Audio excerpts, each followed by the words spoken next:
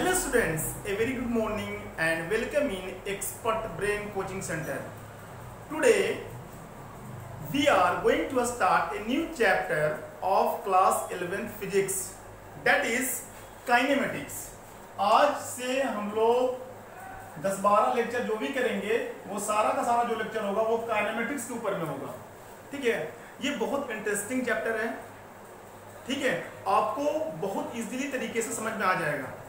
और ध्यान रखिए, I will cover each and every topic of class 11 kinematics for JEE mains, for JEE advance, सारे board के लिए और कॉम्पिटिटिव एग्जाम के लिए मैं सारे कॉन्सेप्ट को लेकर आपके सामने आऊंगा, वो भी फ्री ऑफ कॉस्ट। ठीक है, सिर्फ आपका एक काम है, प्लीज सब्सक्राइब दी चैनल। अगर आपने चैनल को अभी तक सब्सक्राइब नहीं किया है तो चैनल को सब्सक्राइब कर लो, और if you have subscribe then share the channel as much as you can, so that जो स्टूडेंट्स को साइंस स्ट्रीम में प्रॉब्लम आ रही है, फिजिक्स में प्रॉब्लम आती है, वो स्टूडेंट्स इस वीडियो के माध्यम से अपने कंसेप्ट को क्लियर कर सकें। ठीक है, तो चलिए हम आते हैं अपने कंसेप्ट के ऊपर में। हम लोग समझेंगे पहले कि काइनेमेटिक्स होता क्या है, काइनेमेटिक्स किसे कहा जाता है। देखिए, काइनेमेटिक्स जो वर्ड बना है वो दो से बना, एक है काइन, काइन का मतलब होता है मोशन, और मैटिक्स का मतलब हमारा होता है मैथ्स। इसका मतलब यह है कि जिस मोशन के अंदर में मैथ्स का एप्लीकेशन हो, the motion in which maths are applied, that is known as kinematics. जिस मोशन में मैथ्स का एप्लीकेशन होता है, यूज होता है, उसे क्या कहा जाता है? काइनेमेटिक्स कहा जाता है। ठीक है, तो जो हम लोग काइनेमेटिक्स में इस चैप्टर में जो हमारी एनसीईआरटी टेक्स्ट बुक में लिखा हुआ है मोशन इन स्ट्रेट लाइन, जो भी हम लोग मोशन पढ़ेंगे इस चैप्टर के अंदर में वो 1D में पढ़ेंगे। Motion in 1D, motion in 1D को हम लोग लीनियर मोशन भी कहते हैं, linear, it is also known as rectilinear motion. ठीक है, तो हम लोग थर्ड चैप्टर में जो भी मोशन पढ़ेंगे वो क्या पढ़ेंगे? Motion in 1 dimension. इसीलिए एनसीईआरटी टेक्स्ट बुक में इसका नाम लिखा हुआ है motion in straight line. Clear है? तो जितने भी हम लोग कंसेप्ट सीखेंगे वो किसके लिए सीखेंगे? मोशन इन 1D के लिए। और मोशन इन 2D भी पढ़ेंगे हम लोग आगे के चैप्टर में, मोशन इन 2 डायमेंशन। जैसे मैं एग्जांपल लूं सर्किल का, सर्कुलर मोशन का, that is the example of motion in 2D। फिर मैं बात करूं प्रोजेक्टाइल मोशन की, वो भी हमारा मोशन इन 2D है। ठीक है, फिर मैं बात करूं मोशन इन 3D, तो 3D का जो कंसेप्ट है वो फिजिक्स में नहीं है। वी डू न्यूमेरिकल, हम लोग न्यूमेरिकल करेंगे, बट इसका जो मेन कंसेप्ट है वो केमिस्ट्री में है। क्या सर? जो हमारे गैसेस होते हैं वो रैंडमली मोशन करते हैं, यस और नो? तो जो गैसेस होते हैं वो मोशन इन 3 डायमेंशन को परफॉर्म करते हैं। ठीक है, समझ में आ गई बात? मोशन इन 1D के ऊपर में पूरे लेक्चर को हम लोग कवर करेंगे, पूरे चैप्टर को कवर करेंगे। मोशन इन 2D आगे पढ़ेंगे, जो सर्कुलर मोशन होगा, प्रोजेक्टाइल मोशन होगा, जो हम लोग पढ़ेंगे नेक्स्ट चैप्टर में, मोशन इन ए प्लेन।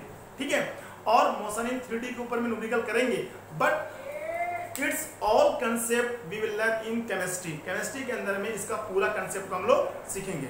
ठीक है, तो देखिए सबसे पहले ये देख लीजिए कि काइनेमेटिक्स किन किन वेरिएबल से मिलकर बना है।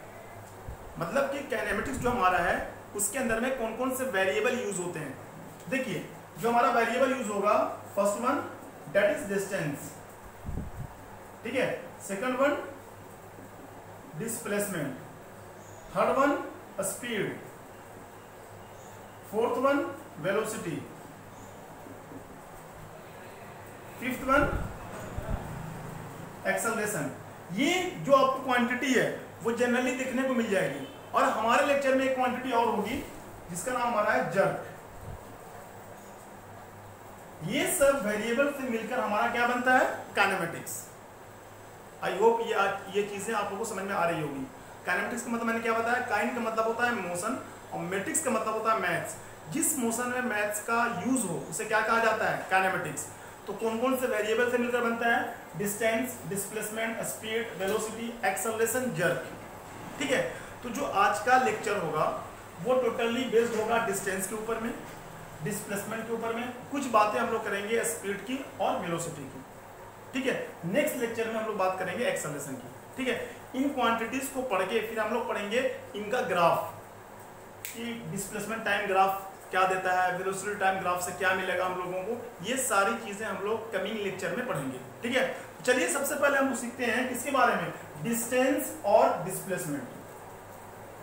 ठीक है, और इसके बारे में आप लोगों ने क्लास 9 में भी कुछ पढ़ रखा होगा।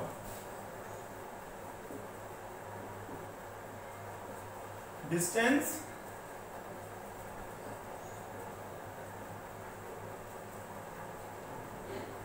डिस्प्लेसमेंट, डिस्टेंस और डिस्प्लेसमेंट। फर्स्ट जो इसका पॉइंट है, distance is a scalar quantity. Distance जो हमारा होता है स्केलर क्वांटिटी होता है, और जो हमारा डिस्प्लेसमेंट होता है that is a vector quantity.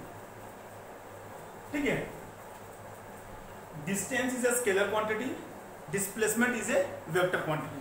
देखिए मैं आपको एक फील दिलाने के लिए, फील कि डिस्टेंस और डिस्प्लेसमेंट डिफिनेशन तो सारे स्टूडेंट्स को पता होता है, बट आप फिजिक्स पढ़ रहे हो, आपको फिजिक्स जो है ना वो फील होना चाहिए, कंसेप्ट समझ में आना चाहिए। देखो जैसे मैं 2 पॉइंट ले रहा हूँ, पॉइंट ए पॉइंट बी। ठीक है, कोई बंदा है, इसको देखो किस किस तरीके से ए से बी पे गया है। एक तरीका जो हमारा ए से बी जाने का है वो ये है। ठीक है, और जो दूसरा रास्ता है ये वाला है, और तीसरा रास्ता जो हमारा है ये वाला है। ठीक है, 3 रास्ते हमारे हैं ए से बी जाने के। एक रास्ते में 1 2 ये 3rd। ध्यान रखिए जो पाथ हमारा 1 और 2 है, पाथ 1 और 2 ये क्या हमारा है, डिस्टेंस है। पाथ जो 1 वाले पाथ को फॉलो करके पार्टिकल ए से बी पहुंचा है, या फिर ए से बी पर ये वाले पाथ को पहुंचाया लेकर, तो ये दोनों क्या है हमारे, डिस्टेंस है। और ये जो हमारा है 3rd वाला, ये हमारा 3rd वाला जो है वो है डिस्प्लेसमेंट। ठीक है, डिस्प्लेसमेंट क्या कैसे डिफाइन करेंगे sir, the shortest distance between initial and final position. The shortest distance between initial and final position, जो सबसे छोटा डिस्टेंस होता है इनिशियल और फाइनल पोजीशन में, that is known as displacement. तो अगर कोई आपसे पूछे कि सर आपने तो बता दिया कि 1 और 2 डिस्टेंस है, क्या 3rd डिस्टेंस नहीं हो सकता है? यस, 3rd वाला पाथ में डिस्टेंस हो सकता है, एक्चुअली हैवी। समझ में आ रही बात, नहीं आ रही है? क्या बोलिएगा, the shortest distance from initial to final position, between नहीं बोलिएगा, यही डिफरेंस लिखिएगा। The shortest distance from initial and final position that is known as displacement. जो सबसे छोटा डिस्टेंस होता है इनिशियल और फाइनल पोजीशन में, उसे क्या कहा जाता है, डिस्प्लेसमेंट कहा जाता है। अब देखो मैं एक बात आपसे पूछ रहा हूँ, वो एग्जांपल करने से पहले मैं पूछ रहा हूँ, ये अच्छा कंसेप्ट है, इसको ये सब चीजें आपको आनी चाहिए। तो क्या है, अगर मैं बोलूँ distance is greater than displacement, second one distance is equal to displacement, third one distance is greater than or equal to displacement, fourth one distance is less than displacement। पहले आप इसको सोचिए कि जो मैंने 4 पॉइंट लिखा है, कौन सा पॉइंट है जो सबसे ज्यादा करेक्ट है, मोस्ट एप्रोप्रिएट आंसर कौन है, distance is greater than displacement, पहला ऑप्शन। दूसरा ये सही है, distance is equal to displacement, ये भी हो सकता है। डिस्टेंस इज इक्वल टू और ग्रेटर देन डिस्प्लेसमेंट, डिस्टेंस जो है ना डिस्प्लेसमेंट से कभी छोटा नहीं हो सकता है, distance can not be smaller than displacement.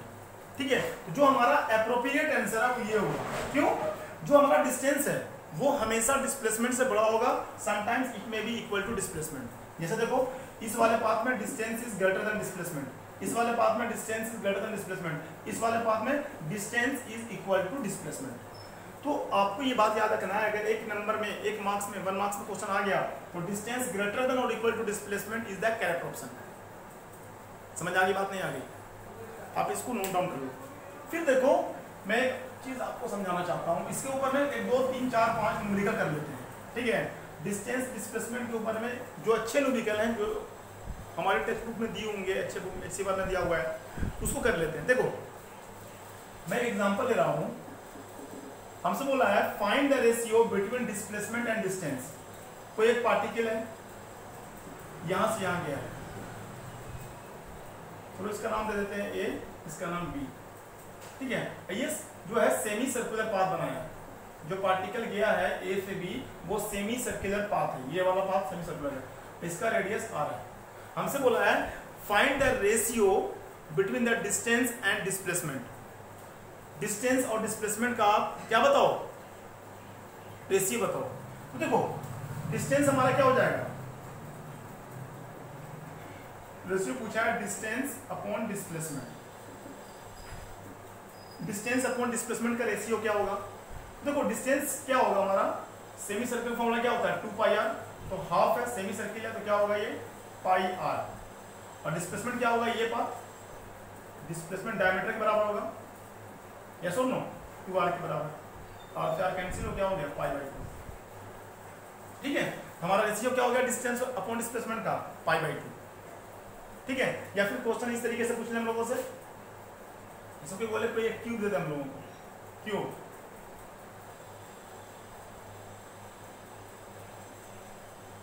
Cube, ठीक है, और हमें बोल दे कि क्यूब का साइड हमारा ए है, क्यूब का साइड ए है। ठीक है, अब कोई इंसेक्ट यहाँ पे बैठा हुआ है, इंसेक्ट यहाँ पे है, अब बोले कि ये इस पॉइंट से उस पॉइंट पर चले जाए, इस वाले पॉइंट पे, जैसे आपका जिस रूम में आप पढ़ रहे हो या फिर मैं अपने रूम की बात करूं, वहां से यहां आ जाए। कहने का मतलब क्या है कि वो डायगोनली मूव करे। अगर हमसे डिस्प्लेसमेंट पूछेगा तो हम क्या बात करेंगे, जब डायगोनली बात करेगा तो हम बोलेंगे कि वो क्या है, अगर डिस्प्लेसमेंट की बात करेगा तो हम लोग बोलेंगे डायगोनल, जो डायगोनल का फार्मूला होगा वही हमारा होगा डिस्प्लेसमेंट, जो शॉर्टर डिस्टेंस वही तो होगा ना उनके अंदर में। तो इस केस में जो हमारा डिस्प्लेसमेंट होगा इंसेक्ट का वो हमारा क्या होगा √3a। अगर डिस्टेंस की बात करेंगे तो distance 3a, a plus a plus a 3। Displacement क्या होगा, डिस्प्लेसमेंट हमेशा होता है शॉर्टेस्ट डिस्टेंस, क्या होता है शॉर्टेस्ट डिस्टेंस, क्या होगा हमारा √3a। ठीक है, तब अब देखो समटाइम्स हम लोगों से ये भी पूछ लेता है, जो भी डिस्टेंस और डिस्प्लेसमेंट का क्वेश्चन बन सकता है मैं कवर करवा दूं। देखो ये कोई सर्कुलर पाथ है, कोई ऑब्जेक्ट यहां से यहां आ गया, ठीक है, इसका नाम दे देते हैं ए और इसका नाम देते हैं बी। हमसे पूछा है फाइंड द डिस्प्लेसमेंट, क्या बोला है फाइंड द डिस्प्लेसमेंट। अब ये जो हमारा ए से बी है वो सर्किल का 1/4 है, क्या है 1/4। 1/4 का मतलब क्या है, यहाँ जो एंगल बनेगा वो कितना बनेगा 90 डिग्री, इसका रेडियस आर दिया हुआ है, तो can you find out the displacement. Displacement क्या होगा ए से बी जाने का, ये आप लगा देना पाइथागोरस थ्योरम, क्या हो जाएगा A B is equal to √r² + r², क्या हो जाएगा √2r²। हमारी वैल्यू क्या आ गई √2r, यस और नो, क्लियर है। और अगर हमसे ये पूछ ले पार्टिकल यहाँ है फिर यहाँ आ गया डायगोनली गया, इस केस में डिस्प्लेसमेंट कितना होगा 2r के बराबर होगा, है ना। तो अगर हमसे पूछेगा 1/4 तो आप 90 डिग्री एंगल लगा के पाइथागोरस थ्योरम यूज कर लीजिएगा, डिस्प्लेसमेंट हमारा आ जाएगा। अगर इस तरीके से पूछेगा पार्टिकल यहाँ से इस तरीके से आया घूमते घूमते इस तरीके से, अब बोलेगा फाइंड द डिस्प्लेसमेंट, तो डिस्प्लेसमेंट क्या होगा शॉर्टेस्ट पाथ, तो हम लोग ये ले लेंगे डायगोनल, डायगोनल क्या होगा ये r डायमीटर ले लेंगे, सॉरी ये किसके बराबर हो गया हमारा 2 रेडियस के बराबर हो गया, यस और नो। और अगर हम लोग क्वेश्चन ऐसे दे दे, ये तो सिंपल है, पाइथागोरस थ्योरम लगाया डायमीटर यूज किया आपका आ गया डिस्प्लेसमेंट। हमें क्वेश्चन कुछ इस तरीके से बोले, ऐसे कोई पार्टिकल ए है, कोई पार्टिकल है पॉइंट ए पे और ये मूव करके आ गया बी पे, ठीक है, और इसका जो एंगल बन रहा है वो बन रहा है 120 डिग्री। बोलेगा फाइंड दैट डिस्प्लेसमेंट, डिस्प्लेसमेंट ए और बी से निकालो। डिस्प्लेसमेंट क्या होगा हमारा शॉर्टेस्ट पाथ, पर ये होगा। अगर आपको याद हो मैंने पहले वेक्टर पढ़ाया था, इसलिए मैंने पहले बोला पहले वेक्टर देखो। मैंने बताया था कि जब इस तरीके का कंसेप्ट आए डिस्प्लेसमेंट निकालने का, तो हमारे पास एक डायरेक्ट फॉर्मूला है 2r sin θ/2, ठीक है।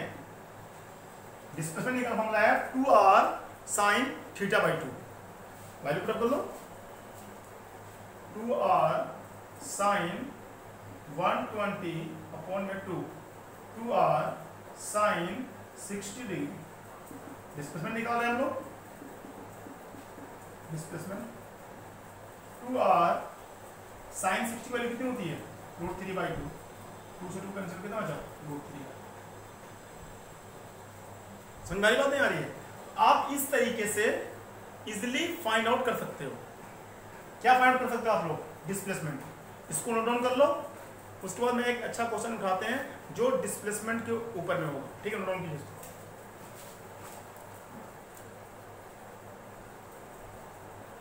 देखिए ये क्वेश्चन अच्छा क्वेश्चन है। ये डिस्प्लेसमेंट क्या क्वेश्चन बोला है? A wheel of radius R, एक व्हील है उसका रेडियस आर है, is rolling on the road, जो रोड पे रोल कर रहा है।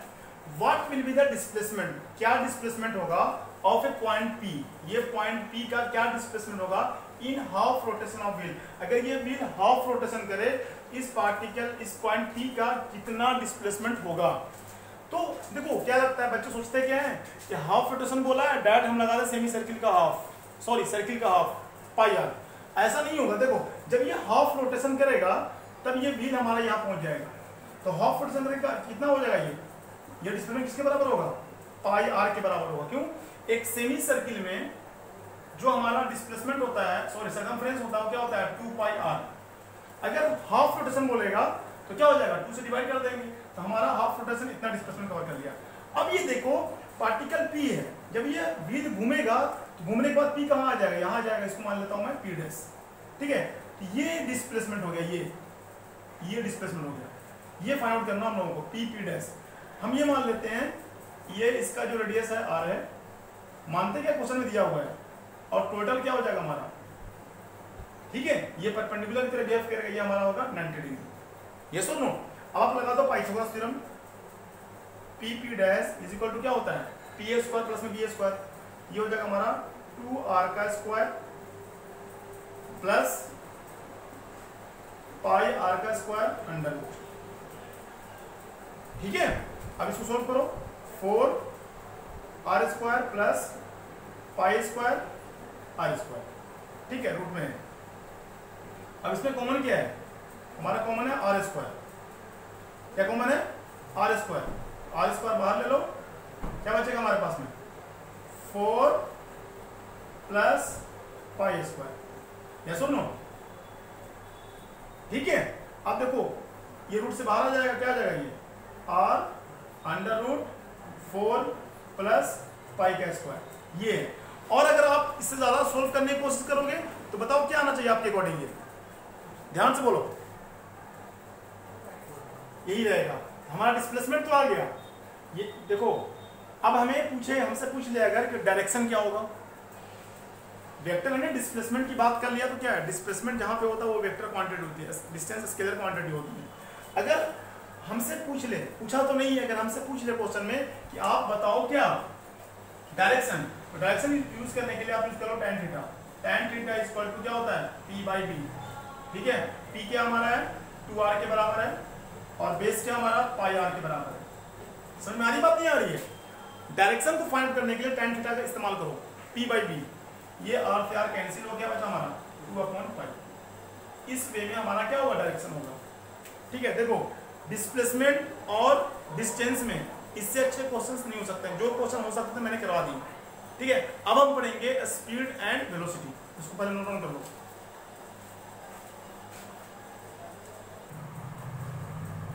Now we will read the concept of speed and velocity. अब हम पढ़ेंगे कि स्पीड और वेलोसिटी क्या है, जो आपने 9th 10th से पढ़ते चले आ रहे हो।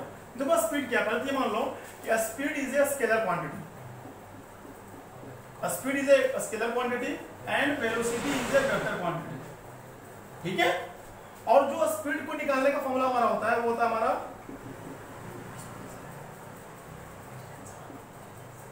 Distance upon time. ये होता है हमारा displacement upon time, displacement upon time. ठीक है, speed is a scalar quantity, velocity is a vector quantity. Speed को निकालने का फॉर्मूला होता है डिस्टेंस अपॉन टाइम, और वेलोसिटी को निकालने का हमारा फॉर्मूला होता है डिस्प्लेसमेंट अपॉन टाइम। इतनी बात आपको पता है। अब देखो ये 2 पॉइंट के अलावा, मतलब कि स्पीड को कैलकुलेट करने के अलावा हमें फिजिक्स के अंदर में 2 चीज पढ़नी है। क्या क्या है सर? देखो एक चीज हम लोग को पढ़नी है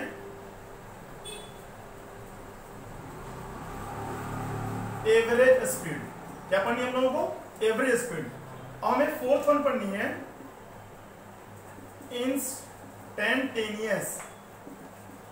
इंस्टेंटेनियस स्पीड। ध्यान से देखिएगा, ये दो चीज आप लोगों को समझनी अच्छी तरीके से। हमें पढ़ना है स्पीड, एवरेज स्पीड और instantaneous speed. In the same way हम लोगों को पढ़ना है वेलोसिटी, एवरेज वेलोसिटी,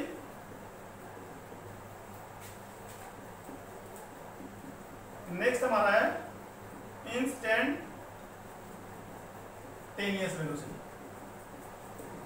ठीक है, अब देखो जो हम लोग पढ़ेंगे आज के लेक्चर में, वो पढ़ेंगे एवरेज स्पीड और एवरेज वेलोसिटी।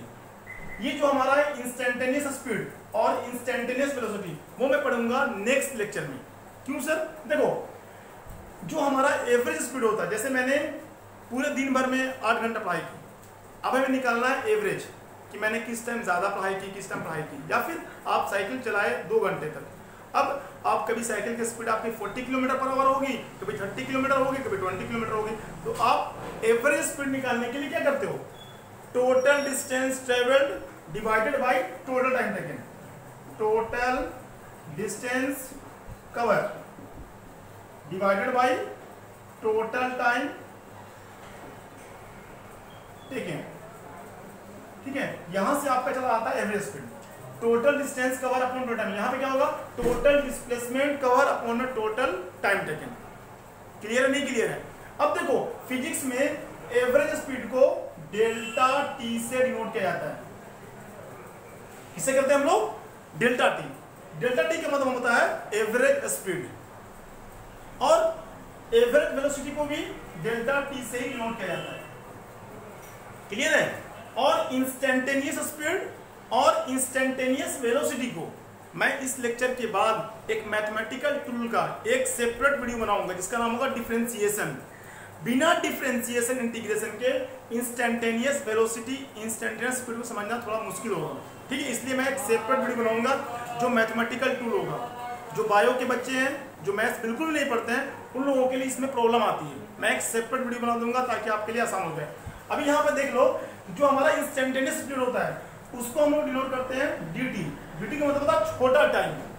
क्या मतलब है? देखो जैसे आपने 5 मिनट रनिंग की, जैसे आप मॉर्निंग में रनिंग करने अपने ग्राउंड में गए, 5 मिनट रनिंग किया। अब मैं पूछूं वो कौन सा मिनट था जिस मिनट में आपकी स्पीड सबसे ज्यादा थी?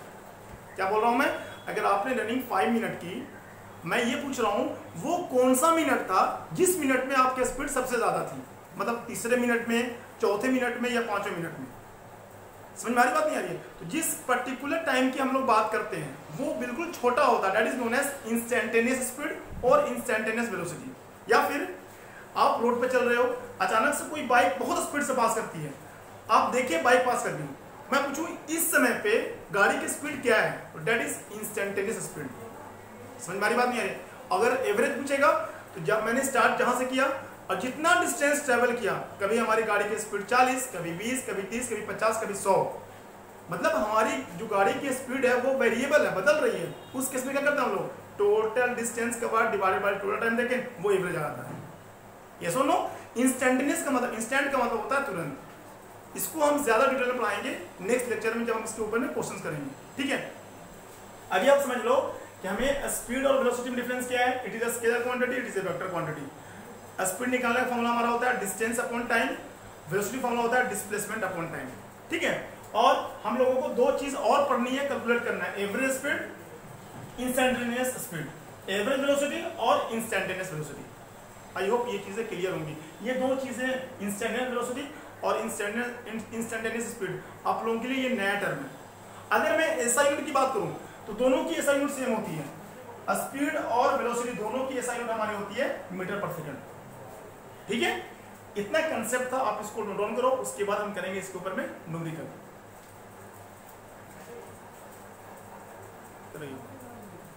देखिए जो मैंने क्वेश्चन लिया है एवरेज स्पीड और एवरेज वेलोसिटी को फाइंड आउट करने का क्वेश्चन देखो। A boy walk 3 metre east, एक लड़का है जो 3 मीटर इस डायरेक्शन में जाता है और उसको जाने में समय लगता है 2 सेकंड। ठीक है, देन उसके बाद 2 मीटर वेस्ट, वो बच्चा 2 मीटर वेस्ट चलता है वेस्ट डायरेक्शन में और उसको समय लगता है 3 सेकंड। हमसे पूछा है find average speed and average velocity. देखो एवरेज स्पीड तो फाइंड करना बहुत इजी है। कैसे सर? देखो total distance divided by total time taken. Distance कितना हमारा है 3 मीटर प्लस में 2 मीटर। यस और नो? डायरेक्ट प्लस कर दो इसको। टाइम कितना लगा है हमारा 2 सेकंड प्लस 3 सेकंड। यस और नो? ऐड करो 5/5 मीटर पर सेकंड। 5 तो हमारा आ गया एवरेज स्पीड 1 मीटर पर सेकंड। मतलब उस बच्चे की एवरेज स्पीड आ गई, क्या आ गई 1 मीटर पर सेकंड। अब हम बात करते हैं एवरेज वेलोसिटी की। देखो पहले बच्चा 3 मीटर चला इस डायरेक्शन में। यस और नो? बच्चा चला किस डायरेक्शन में? 3 मीटर चला इस डायरेक्शन में। और वही बच्चा फिर चला किधर 2 मीटर इधर चला वेस्ट डायरेक्शन में। 3 मीटर इस चला और 2 मीटर वेस्ट चला। यस और नो? और टाइम लगा इस डायरेक्शन जाने में 2 सेकंड और इधर आने में वेस्ट आने में कितना लगा 3 सेकंड। तब आप बताओ नेट वैल्यू कितनी हो गई? देखो यहां पर लिखता हूं मैं 3 में स्पीड जाए कितना बचेगा 1/5 मीटर पर सेकंड। कितना जगह ये 0.2 मीटर पर सेकंड। ये बात में आ रही नहीं आ रही है? हम लोग फॉर्मूला क्या होता है? एवरेज वेलोसिटी को होता है टोटल डिस्प्लेसमेंट। अगर मैं यहाँ खड़ा हूँ, यहाँ से जाऊँ कहीं घूमने के लिए, फिर दोबारा मैं यहाँ वहीं वापस आ जाऊँ, तो हमारा डिस्प्लेसमेंट क्या होगा? 0 होगा ना। बच्चा यहाँ से गया इस 3 मीटर, दोबारा वापस आया 2 मीटर, अब बचा कितना 1 मीटर। इसका डिस्प्लेसमेंट कितना का हुआ 1 मीटर का हुआ। और टाइम कितना लगा 5 सेकंड। 5 से 1 में डिवाइड करोगे 0.2 मीटर पर सेकंड। एक बात और याद रखो, मैंने आपको बताया था एवरेज स्पीड एवरेज वेलोसिटी से हमेशा बड़ा होगा।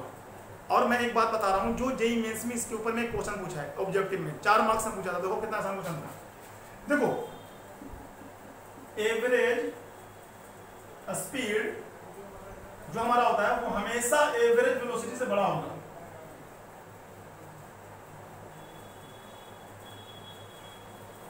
Average speed will be always greater than average velocity, sometimes it में बी इक्वल। एक नंबर में आया था और हमें ऑप्शन ऐसे दिया हुआ था एवरेज स्पीड अपोन में एवरेज वेलोसिटी ग्रेटर देन और इक्वल टू, 4 ऑप्शन दिया हुआ था। तो यहाँ पर क्या करेक्ट ऑप्शन था 1। ठीक है, तो मैं क्या बताना चाह रहा हूं, इस बात को समझो कि जो एवरेज स्पीड होगा वो एवरेज वेलोसिटी से हमेशा बड़ा होगा। तो कंडीशन क्या होगी? Average speed will be greater than और equal to average velocity. Clear है? इसको नोट डाउन करो, फिर हम नेक्स्ट क्वेश्चन करते हैं। देखो जो सेकंड क्वेश्चन है काफी अच्छा क्वेश्चन है, कंसेप्चुअल क्वेश्चन है। क्या है? A man goes from A to B at v1 speed and return from b to a at v2 speed, find average velocity.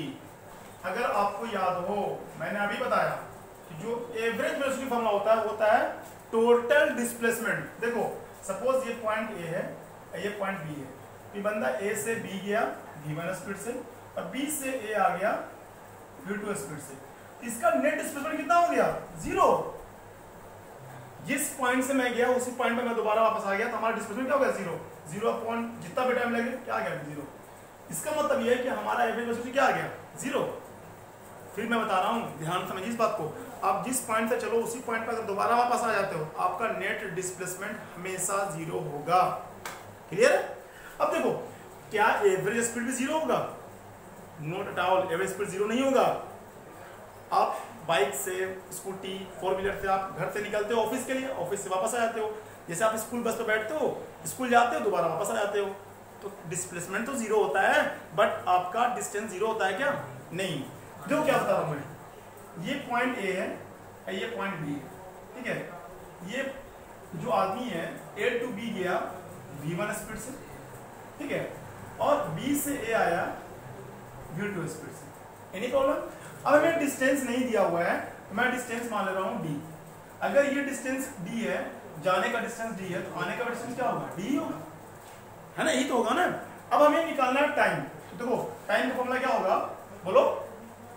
नहीं भैया यहां देख लो, हमारा जनरल फॉर्मूला होता है speed is equal to distance upon time. ये formula होता है, हमें टाइम निकालना है। फॉर्मूला क्या बन जाएगा?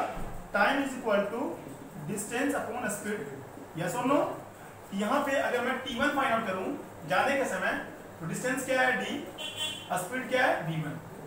आने वाले के लिए टाइम क्या होगा t2, टाइम मान लेते हैं t2, डिस्टेंस d और स्पीड v2। यस और नो? अब फॉर्मूला लगा दो। फॉर्मूला क्या होता है? एवरेज स्पीड इक्वल टू होता है total distance divided by total time taken. तो average speed equal to total distance, जाने में d आने में d, कितना हो गया 2d। चलो मैं स्टेप स्किप नहीं करता हूँ। d प्लस d, जाने का d आने का d, टोटल डिस्टेंस कितना हो गया 2d, और time t1 plus t2। Clear है? वैल्यू क्या आ जाएगी ये 2d अपॉन में t1 t2। t1 की वैल्यू पुट कर दो। t1 की वैल्यू कितनी है d upon v1 plus t2 की वैल्यू कितनी है d अपॉन v2। सोल्व कर लो किसको? नहीं करो, देख लो यहाँ पे क्या करो, d1 को कॉमन ले लो, d को बाहर निकाल लो। तो ये क्या बन जाएगा d 1 upon v1 plus 1 upon v2। समझ में तो आ रहा है ना? ये दोनों में d कॉमन है, बाहर ले लिया। अब ये d से ये d कैंसिल हो जाएगा। यहाँ क्या बचा 2। अब ये दोनों कैल्सियम लो, क्या आएगा v1 v2 आएगा।